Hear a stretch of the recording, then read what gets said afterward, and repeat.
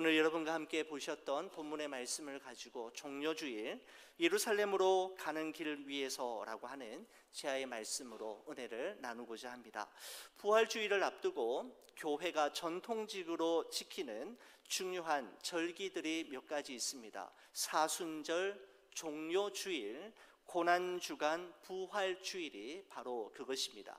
여러분, 사순절은 영어로 The Lent라고 이야기하는데 만물이 소생하는 봄이라고 하는 뜻을 가지고 있습니다. 제2의 수요일, 애쉬 웬즈데이라고 불리는 올해는 3월 2일이 애쉬 웬즈데이였습니다. 그날로부터 시작해서 부활주일을 맞이하기 전 40일, 특별히 6번의 주일을 뺀 40일의 기간을 사순절, 더 렌트라고 이야기합니다.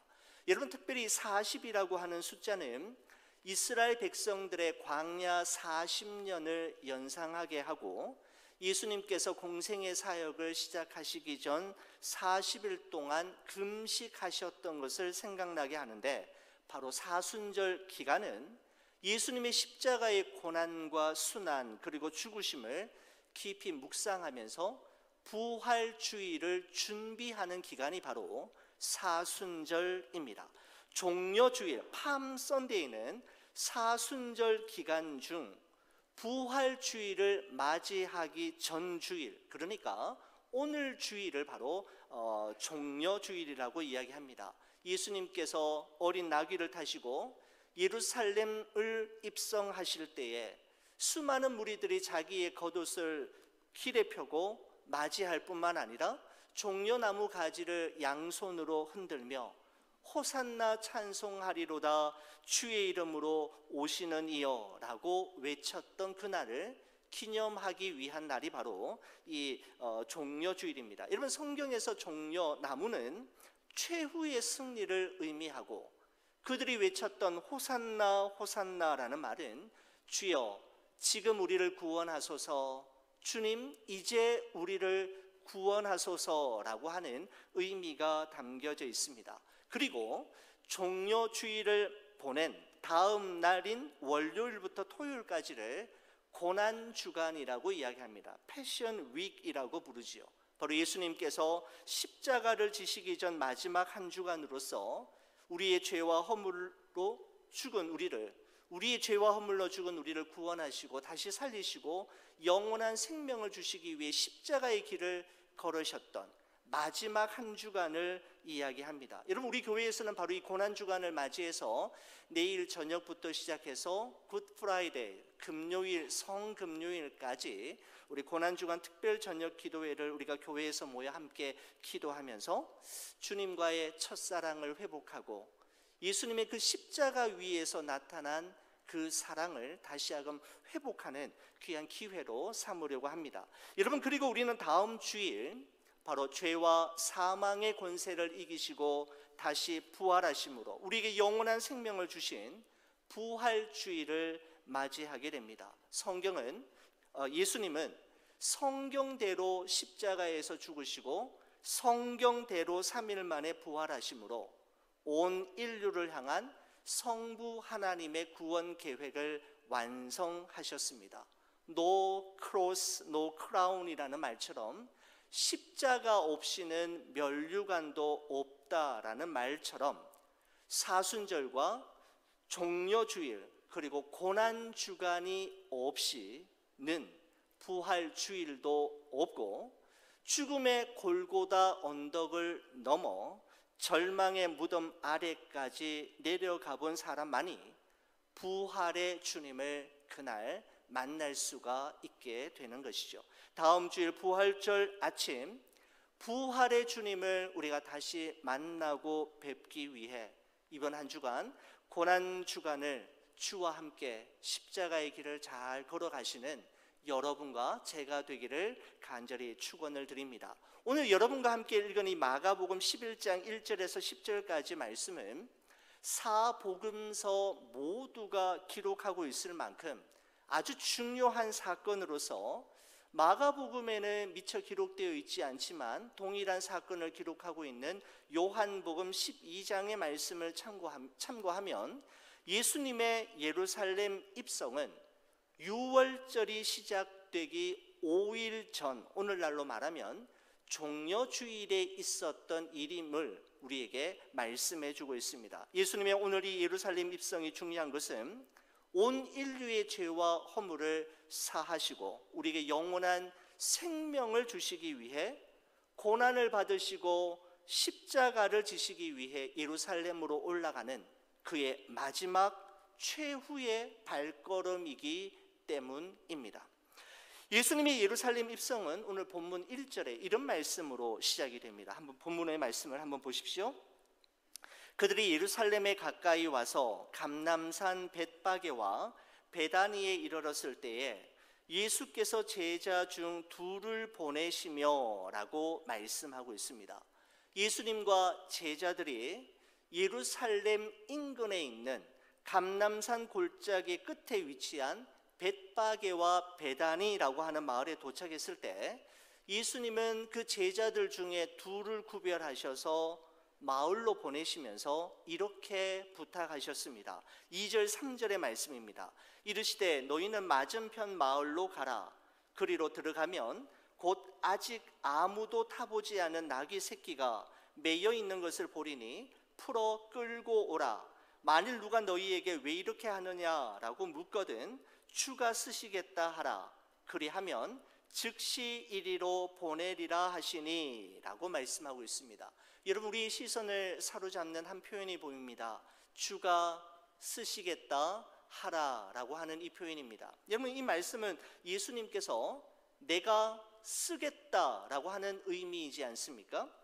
여러분, 예수님께서 이 말씀을 하실 때 예수님의 목소리 톤이 여러분 어땠을까요? 그냥 이렇게 말씀하시다가 주가 쓰시겠다 하라, 내가 쓰겠다라고 말씀하시는 순간 아마 아주 근엄하고 묵직하며 어느 누구도 거부할 수 없는 절대 권위가 느껴지고 어느 누구도 그의 말씀에 이의를 달 수 없는 어떤 절대적인 위엄이 묻어있는 목소리 톤으로 주가 쓰시겠다 하라, 내가 쓰겠다라고 말씀하셨을 것 같습니다.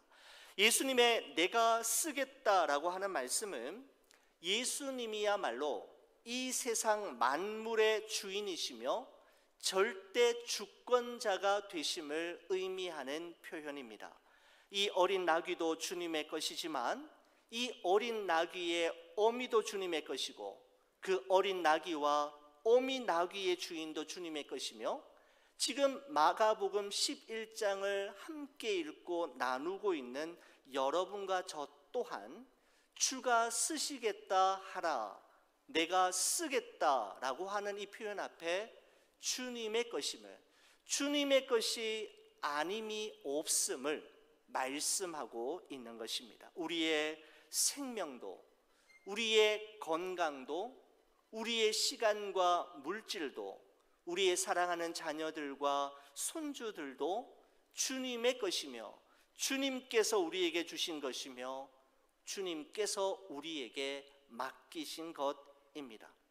주님께서 잠시 우리에게 맡겨주신 것들을 주님의 뜻대로 주님의 영광을 위하여 주께서 쓰시겠다 하실 때 주저하지 않고 기꺼이 그분께 드린다면 그분은 우리의 삶을 통해 우리가 주께 드린 그것을 통해 놀라운 일들을, 예상치 못했던 큰 일들을 이루어 나가실 것입니다.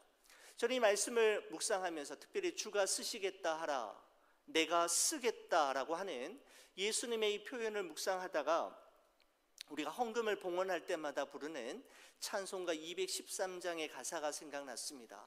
나의 보화 드리니 주여 받아 주셔서 하늘나라 위하여 주 뜻대로 쓰소서. 저는 이 구절이 오늘 이 말씀을 준비하기 이전에는 그냥 불렀던, 헌금 봉헌하기 위해서 불러야만 했던 찬송인 적이 있었는데 말씀을 준비하면서 이 구절이, 이 찬송이 저에게 더욱더 큰 의미로 다가왔습니다. 찬송가 213장 1절은 이런 가사입니다. 나의 생명 드리니 주여 받아주셔서 세상 살아갈 동안 찬송하게 하소서. 2절입니다. 손과 발을 드리니 주여 받아주셔서 주의 일을 위하여 민첩하게 하소서. 나의 음성 드리니 주여 받아주셔서 주의 진리 말씀만 전파하게 하소서. 마지막 절은 이렇습니다. 나의 시간 드리니 주여 받아주셔서 평생토록 주 위에 봉사하게 하소서라고 하는 찬송인데, 참 의미 있게 저에게 새로운 의미로 저에게 다가오는 것 같았습니다. 나의 생명, 나의 손과 발, 나의 음성, 나의 보화, 나의 시간, 그 어느 것도 내 것인 것 같지만 내 것이 아님을 경험하는 순간이 문득 우리의 삶 속에 찾아올 때가 있지 않습니까? 주님께서 우리에게 잠시 맡겨주신 것입니다.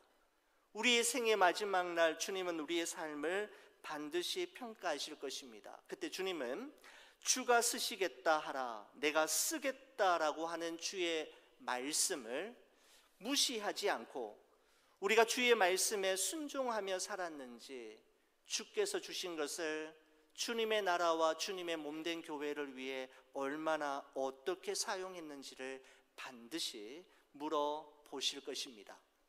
17세기 말 영적 대각성 운동, The Great Awakening이라고 하는 큰 무브먼트를 일으켰던 영국의 설교가 조지 위필드의 말을 저는 참 좋아합니다. 그는 이렇게 이야기했습니다. 나는 녹슬어 없어지기보다 닳아서 없어지기를 원한다 라고 하며, 자신의 삶, 자신의 모든 것을 오직 주의 영광을 위해, 주의 복음을 위해 자신의 삶을 드렸던 위대한 설교가입니다. 아무것도 하지 않고 녹슬어 없어지고 사라져버리는 존재가 아니라 자신의 마지막 생명의 불꽃이 꺼지는 그 순간까지 주님 앞에 마음껏 쓰임받아 닳아서 없어지는, 없어지기는 없어지는데 녹슬어 없어지는 존재가 아니라 쓰임받아 닳아 없어지고 사라지는 존재가 되기를 원했던 이 마음이 바로 부활주의를 앞둔 고난주간을 살아갈 여러분과 저의 마음의 애티튜드라고 생각이 됩니다. 사랑하는 성도 여러분, 누군가에게 쓰임받는다는 것은 정말 행복한 일이고 기분 좋은 일임에 분명합니다. 여러분, 그 중에서도 온 세상 만물의 창조자이시며 온 세상 만물을 통치하시고 당신의 뜻대로 주관하시는 하나님께 쓰임받는다라고 하는 사실 자체가 얼마나 감개무량하고 영광스러운 일입니까? 여러분과 저의 삶이, 여러분과 저의 남은 삶이 내가 너를 쓰겠다 하실 때 주님의 영광을 위해, 주님의 몸된 교회와 복음을 위해 주님 앞에 마음껏 쓰임 받으시는 여러분의 생애가 되시기를 간절히 축원을 드립니다. 여러분, 과연 예수님의 말씀대로 제자들은 맞은편 마을로 갔더니 어떤 일이 일어나게 되었습니까? 4절에서 7절까지 말씀인데요, 여러분, 이 말씀은 여러분의 성경책을 한번 보시겠습니까? 제가 한번 읽어보겠습니다. 제자들이 가서 본즉 나귀 새끼가 문 앞 거리에 매여 있는지라 그것을 푸니 거기 서 있는 사람 중 어떤 이들이 이르되 나귀 새끼를 풀어 무엇 하려느냐 하매 제자들이 예수께서 이르신 대로 말한대 이에 허락하는지라. 나귀 새끼를 예수께로 끌고 와서 자기들의 겉옷을 그 위에 얹어 놓음에 예수께서 타시니라고 말씀하고 있습니다. 이와 같은 과정을 통해 예수님은 예루살렘 입성이 이루어지게 되었던 것이죠. 바로 예루살렘 입성은 주가 쓰시겠다 하라라고 하는 다소 이해가 되지 않고 당혹스러운 명령임에도 불구하고 예수님의 명령에 순종했던, 이름을 알 수 없는 두 제자의 온전한 순종과 주가 쓰시겠다라는 말에 아무런 토를 달지 않고 기꺼이 주를 위해 내어드렸던 이름을 알 수 없는 또 다른 나귀의 주인의 온전한 헌신으로 인해 예수님의 예루살렘 입성은 순조롭게 준비되었을 뿐만 아니라 또한 그 어린 나귀는 세상에서 가장 귀한 분이신 예수님을 자신의 등에 태우고 예루살렘으로 입성하는 위대한 구원 역사의 한 부분을 담당하는 도구로 쓰임받게 되는 것을 볼 수가 있습니다. 여러분, 예수님께서 이처럼 어린 나귀 새끼를 타시고 예루살렘으로 입성하는 이 장면은 지금 갑작스럽게 이렇게 결정된 것이 아니라 구약 성경에 이미 예언된 대로 이루어진 일이었습니다.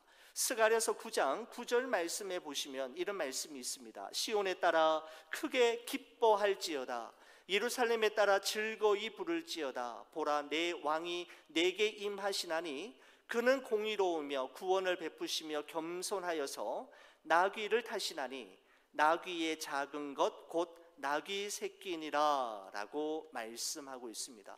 여러분, 이 스가랴 9장 9절의 말씀은 예수님께서 제자들과 함께 감람산 인근 벳바게와 베다니에 이르렀을 때에 즉흥적으로 두 제자를 보내시면서 나귀 새끼를 가지고 오라고 하신 말씀이 아니었음을 우리에게 증언하고 있습니다.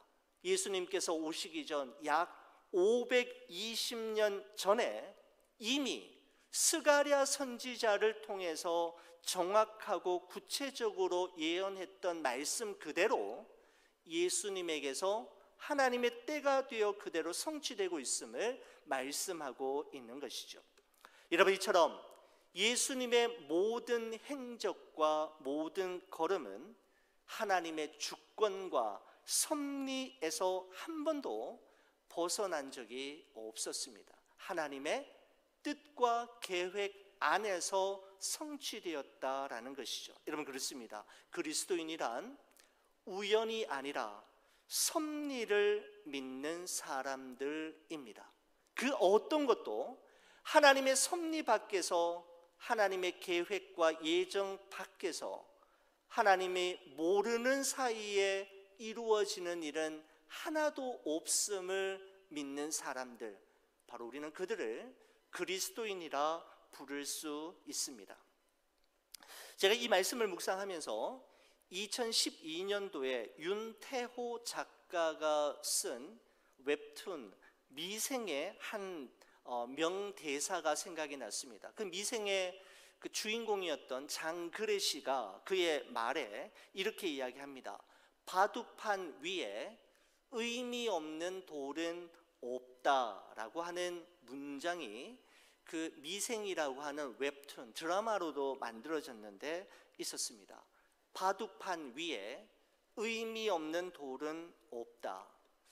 정사각형의 바둑판에 그려진 19개의 가로줄과 19개의 세로줄, 그리고 그 가로줄과 세로줄이 만나서 이루는 361개의 점들 위에 놓이는 흙과 백의 돌들 중에서 의미 없는 돌은 하나도 없다라는 것이죠. 그 돌이 그 위치에 위치하고 있는 것에는 바로 그 돌을 놓는 이의 치밀한 계획과 전략 속에 그 돌이 거기에 있다라는 것이죠. 의미를 품고 있는, 존재감을 가지고 있는 돌이라는 의미입니다. 여러분, 그렇습니다. 우리가 지난날 경험했고 요즘 경험하고 있으며 앞으로 경험하게 될 모든 일들은 결코 우연히, 그리고 살다 보니 생겨난 일도 아니고 운이 좋아서 또는 운이 없어서 일어난 일도 아니었습니다. 그 일은 인간의 지혜와 지식으로는 다 측량할 수 없는 하나님의 무한한 지혜와 지식, 계획 안에서 이루어진 일임을 우리는 기억해야 합니다. 그래서 사도 바울은 로마서 11장 33절 34절에 이렇게 고백하고 있습니다. 깊도다 하나님의 지혜와 지식의 풍성함이여 그의 판단은 헤아리지 못할 것이며 그의 길은 찾지 못할 것이로다. 누가 주의 마음을 알았느냐? 누가 그의 모사가 되었느냐라고 말씀하고 있습니다.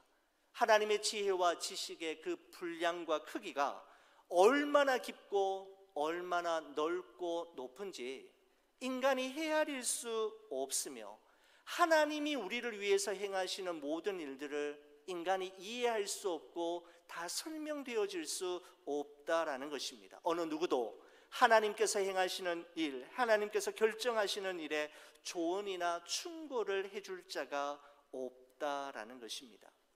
바로 하나님의 섭리와 하나님의 예정과 계획 안에서 모든 것이 이루어져 왔고 지금도 이루어지고 있으며 이루어질 것임을 말씀하는 것이죠.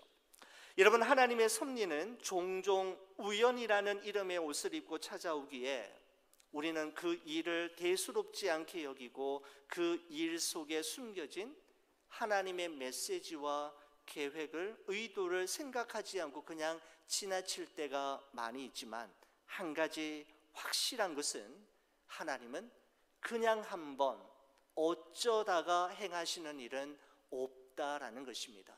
그분의 분명한 계획과 뜻과 섭리 속에 그 모든 일들이 이루어지고 있음을 말씀하는 것이죠.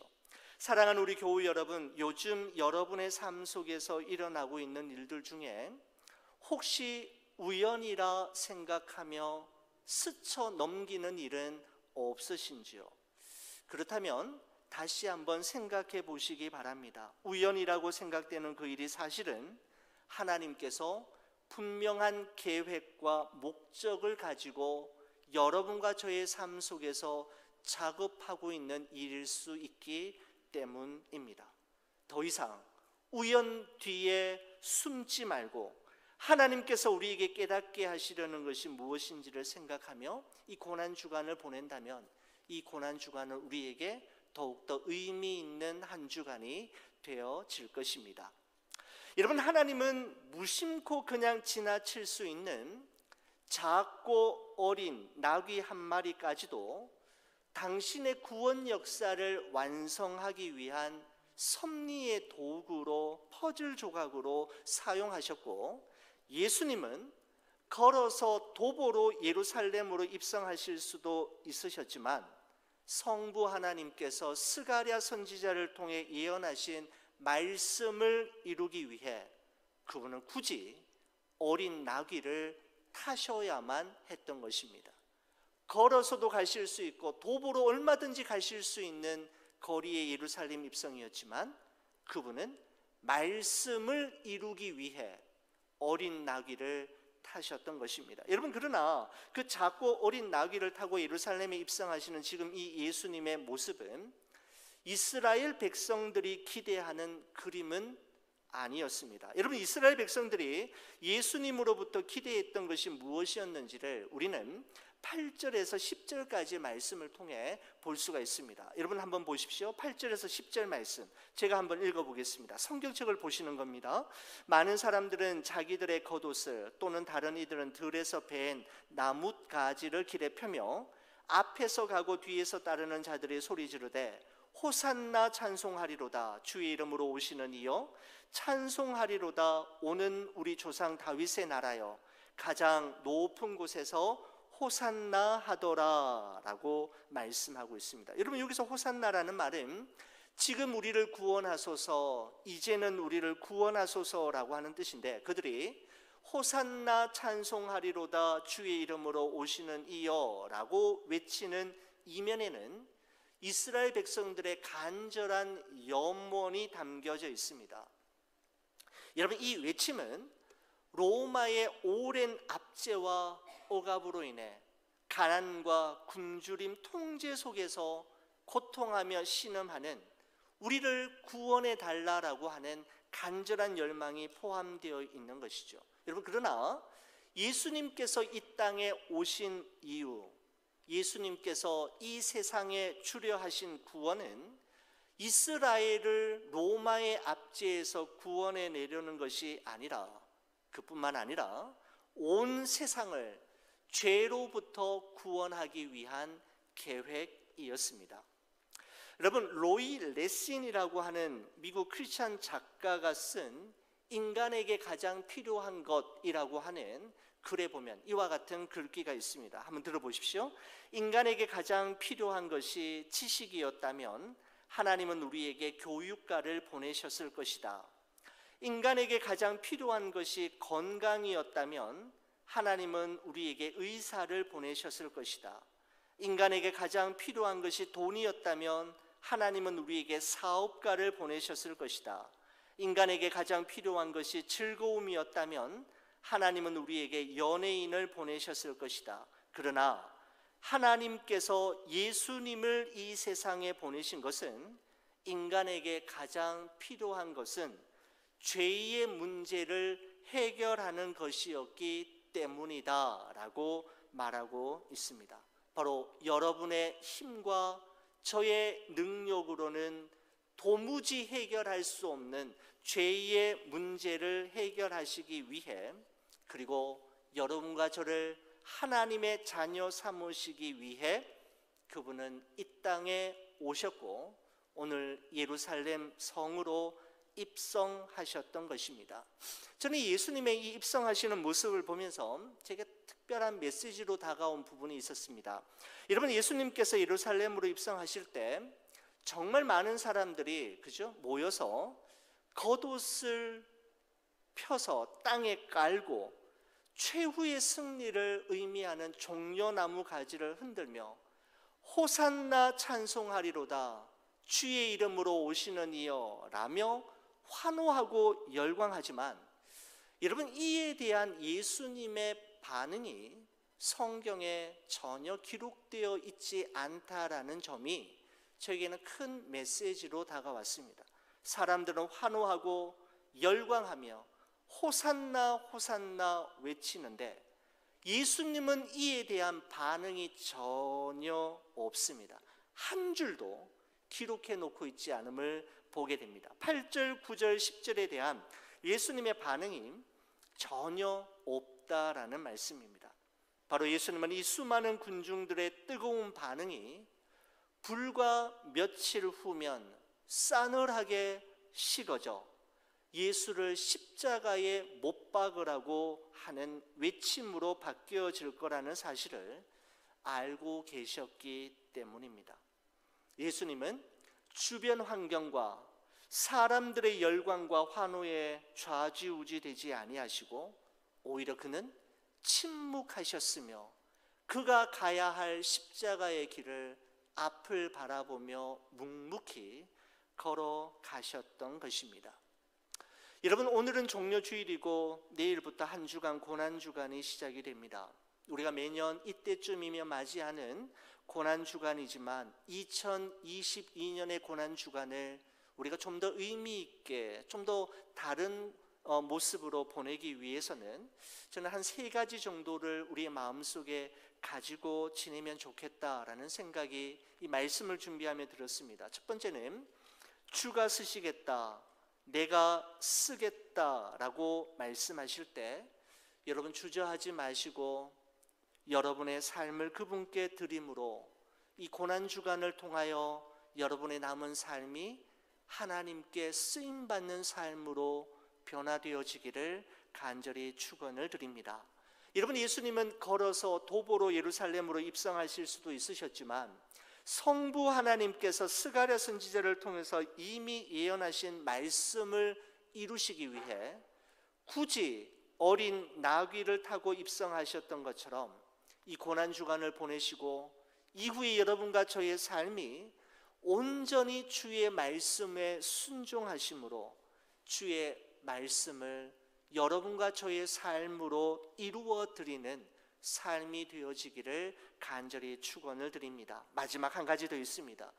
끊임없이 시시각각으로 변하는 우리 주변의 상황들과 주위 사람들의 반응과 인정과 비난과 칭찬에 일희일비하지 말고 십자가 위에 설리신 예수님의 그 사랑을 깊이 묵상하면서 진중하고 진지하게 그리고 침묵하며 묵묵히 십자가의 길을 바라보며 걸어간다면 이 고난주간은 매년 맞이하는 그 어느 고난주간과 좀 다르겠다라는 생각을 하게 됩니다. 우리 주변에서 끊임없이 많은 일들이 일어나지만 그거에 대해 반응하지 않으시고 가야만 하는 그 길을 하나님 바라보며 끝까지 걸어가셨던 예수님처럼 이번 이 한 주간도 주님 바라보며 우리가 가야 할 그 길, 십자가의 길을 걸어가시는 여러분과 제가 되기를 간절히 축원을 드립니다.